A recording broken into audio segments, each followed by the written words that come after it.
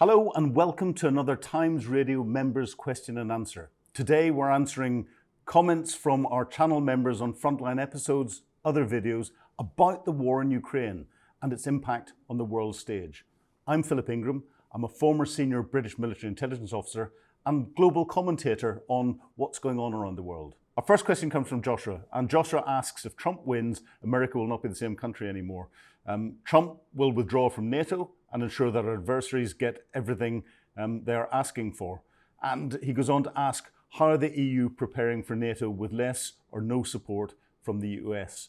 I'm going to link this question to one that came in from Brian. And Brian said, I think Trump's threat to NATO has been misinterpreted. His insistence on Europe pulling its weight actually proved to be prophetic. America wants a strong Europe, which means, in Trump's eyes, financial equality and maintaining the alliance. Now, Brian, I think you have got a very significant point here. I'll declare my hand. I'm not a Trump supporter. I disagree with a lot of his approach to things. But if we look at how he approaches things from a business perspective. So when he was president beforehand, when he put his threats into NATO for US to withdraw, actually what he was doing is he was threatening not to come and support countries that weren't paying the 2% of GDP, that is, every country has signed up to as a member of NATO, to pay that 2% of GDP into their defense budget so that the collective defense could be maintained. And his argument was that the United States was paying a disproportionate amount. Everyone quotes percentages for them, but we have to recognize that the US is not just North Atlantic focused, but is also Southeast Asia and Pacific focused. So its defense budget is split, and probably the bigger percentage is towards Southeast Asia. But he keeps saying America's paying too much, and you can't rely on America every time to come to your defense if you're not paying the price. What was the result? The debates that went on through NATO, the debates that went on primarily through the capitals of Europe, but Canada doesn't pay its 2%, caused real consternation and real worry that the US was going to collapse NATO. It hasn't collapsed. And actually many of the countries in NATO have increased their defense budgets to 2% or more. And those countries that haven't are in a debate in trying to get their defense budgets increased. So in a way, Brian, you're right. Trump has achieved what he was trying to achieve. Now, this doesn't answer completely Joshua's question, because if Trump gets in, we're in real difficulty. And I'll tie that into comments that have come out of his team to suggest that he will withdraw support from Ukraine. Trump's relationship with Putin is one that's interesting to watch. And there's a lot of press reporting about different things that are out there. I'm not going to go into the debate behind that, but he's closer to Putin than makes Western countries and other Western leaders feel comfortable about. But if we look at where US investment is going in, and you look at the arguments that are going out in the sound bites in the run-up to the presidential election, Trump supporters are saying they disagree with the money being given to Ukraine. US taxpayers' dollars should not be given to Ukraine. It should be spent in the United States. That argument isn't being countered. The reality is very different. The US taxpayers' dollars that are being allocated for Ukraine are being spent in the United States. The $60 billion package is not a check that has been given to President Zelensky for him to go out and spend on the world stage. It's $60 billion that is being invested in US defense companies, creating jobs in the United States, increasing manufacturing in the United States, increasing skill sets, creating service industries that need to support these growing defense industries that are in the different states. Many of them support Trump, and increasing the taxpayers' dollars that are coming back into the US exchequer. The US is not going to want, and Trump is not going to want, to undermine the business that is growing. And unfortunately, war does create good business into a defense industrial base. The business that is growing, and that business that is growing is also leading to more international sales. Trump's not going to want to undermine that when he comes in. So I hear what is being said. I think it's all talk and rhetoric at the moment to get the support, to get him over the line in what is a very, very close presidential election. But I don't think we're going to see a massive downturn in output in supporting Ukraine, because there's nothing else really to take over from it yet, unless the Middle East and Southeast Asia blows up even more. So our next question is from Nick, and he's tying in North Korea. Now, North Korea is in the press at the moment with North Korean troops. US has just confirmed now being trained inside Russia, and we're anticipating them being used on the front lines in Ukraine. And Nick says, North Korea is another country that would roll over just like Iraq, Libya and Iran and Russia if Ukraine could fire long-range missiles and had air superiority. He asks, how capable is North Korea and what impact could North Korean troops have on the war? It's interesting. North Korea is militarily, on paper, massive. 1.2, 1.3 million troops. A budget, which is quite small, of $4 billion, but that's 26% of its GDP. In the UK, we're arguing over 2.5% of GDP and not quite getting there. NATO standards are 2% of GDP. In North Korea, 26% of GDP is spent on defense. 29.9% of North Koreans are in the military.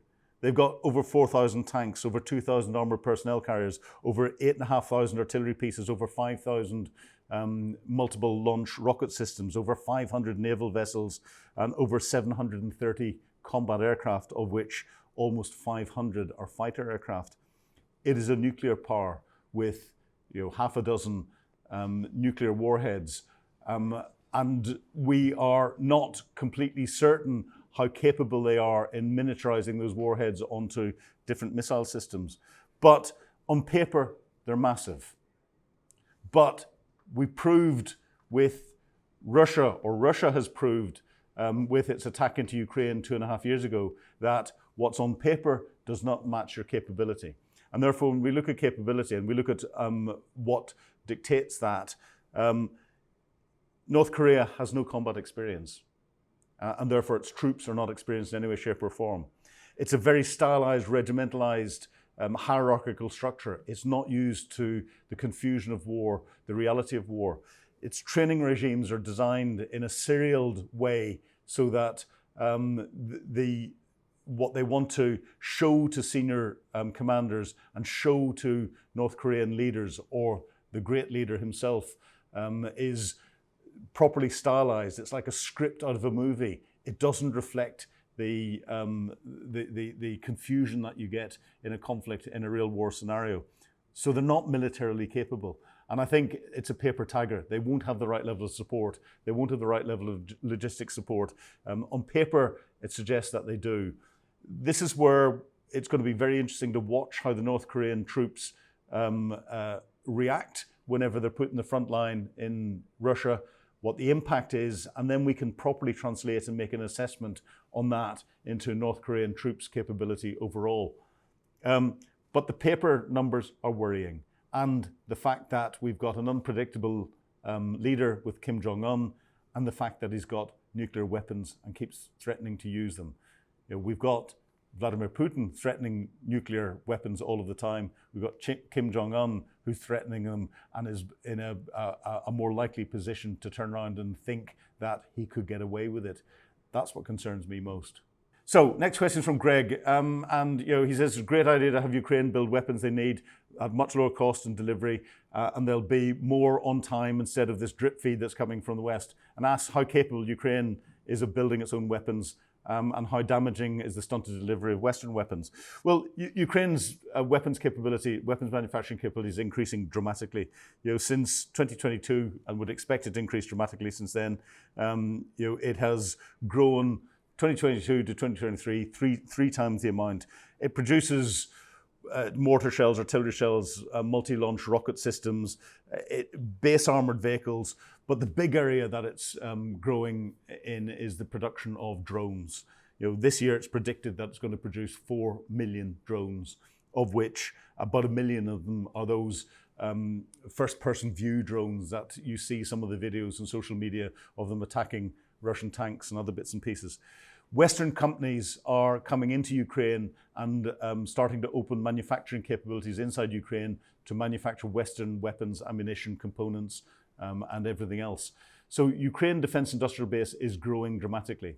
They've just launched and tested their first their first long-range missile, and that will then get round the hiatus that there is with ATACMS and Storm Shadow and other Western missiles that the Ukrainians keep asking for. But the full manufacturing capability and deployment of those is still some way off. It's this drone capability that is having a real effect. Not just ones that are being used on the battlefield, but also ones that are being used thousands of kilometers away to attack Russian critical national infrastructure, oil refineries, airfields, factories, logistic dumps, etc. But the sea drones, and Ukraine has been leading the way in development of sea drones, and the impact that that's had on the Russian Black Sea Fleet. They've effectively kept a country that has got probably the second most capable navy in the world. They've now kept their Black Sea Fleet in port because they've destroyed a third of it and damaged almost half of it. This will be a quick one. So our next question from Pat, and Pat says it'd be wonderful to begin to see a way out of this war. The geography is one thing to consider: ports, lack of water in Crimea, relationship of agriculture to shipping, both in Ukraine and Russia. But asks, what do we know about Zelensky's victory plan, and what are the scenarios that could end the war? That's a very easy one to answer. We know very little about Zelensky's victory plan. It's been briefed into international leaders, it's been briefed into elements of the United Nations, but the real detail hasn't started to come out in a way that we can analyze it from a military perspective. I expect that to come out over the coming days and weeks. So when it does, please, we'll remember this question and we'll try and answer it. The scenarios that could end the war, and they're relatively simple. Russia is pushed out of Ukraine. That's what President Zelensky and the international community wants. The international borders pre-2014 are restored. That's one scenario. Russia, the international community, gets Ukraine in a position where it tries to force a peace deal where the borders are drawn on the territory that's captured at the moment. Ukraine keeping its little bit in Kursk, Russia keeping what it's got in the east, or a collapse in the Ukrainian government and a pro-Russian government coming in, or a collapse in the Russian government and a pro-Western government coming in, leading to each of those scenarios. They've all got their pluses and minuses in different ways. The most likely one that people talk about is Ukraine ceding territory. We have to be really careful about that. If that happens, it will send a message out to other countries with territorial ambitions. And here I'm thinking in particular of China with Xi Jinping and Taiwan, that if they can ride out the political storm for only a few years before the international community allows them to keep the territory they've captured, he may consider that as acceptable from a longer term perspective. That could lead to a Southeast Asian pivot in global conflict, and that is very worrying indeed, and we don't want that. So at the moment, I don't see a clear path to any answer out of the conflict. I do see that we're almost in a stalemate position at the moment. People are waiting for changes in international politics, and we'll see what that starts to stimulate. So last question today from Deborah. Sanctions are helping Russia so much that I agree we should double them. What impact are sanctions having on Russia? Are Europe and the US still enforcing and updating them? The sanctions are having a significant impact. Russia's saying it's not, but actually it is. And that's why Russia is relying on China to break the sanctions to get electronic components in to help Russia's defense industrial base. But it's why Russia's defense industrial base is in a way that it's now relying on ammunition coming in from North Korea, military equipment coming in from North Korea, and drones, etc., coming in from Iran. And that impact is significant. Economically, Russia on paper is growing, but actually that's a bit of a paper tiger because it's only growing because of the investment that's going in defense.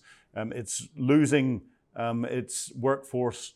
It's having difficulty in any of the other industries that's there, and therefore its economy is close to collapse in what's going on. So the decision-making that's going on through the oligarchs that run Russia. Putin is the oligarch in chief. Those that run each of the other departments are significant oligarchs. The sanctions are hitting them personally. That's having an impact on them. Once the Russian economy starts to collapse, and we are not far off that, then they're going to want to run for some form of help somewhere. And that will mean additional political pressure on Putin to try and end the conflict as quickly as possible. We're still some way off that at the moment, but the sanctions are biting. They're always going to be a long-term objective, a long-term tool. So that's all for this Q&A episode. Sorry I didn't get around to every question that was there, but if you want your questions on the war in Ukraine and its impact answered, sign up for Times Radio membership today. Thank you very much for watching, and goodbye for now.